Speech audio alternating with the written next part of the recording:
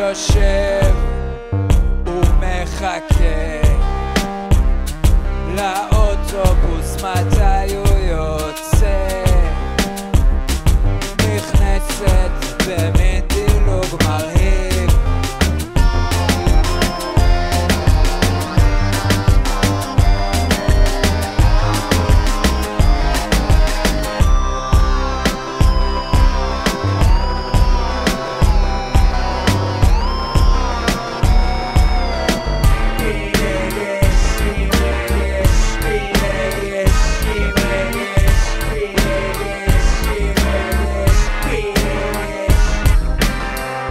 יפה לך כיסוי ראש ו30 ילדים ממוספרים 1, 2, 3 מה עם נפתלי ונתנאל, אחי זבל וגרגמל,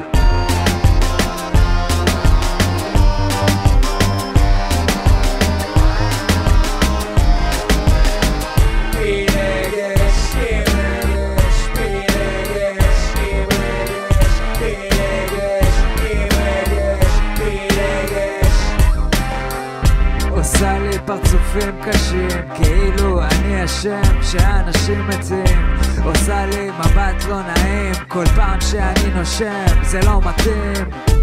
לא מבין מה את רוצה, בקושי מכיר אותך, אולי תהיי אמא שלי, לא הכל באשמתי,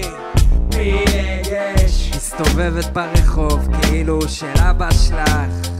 אין רגש במה שאת עושה, יכול להיות הבן שלך.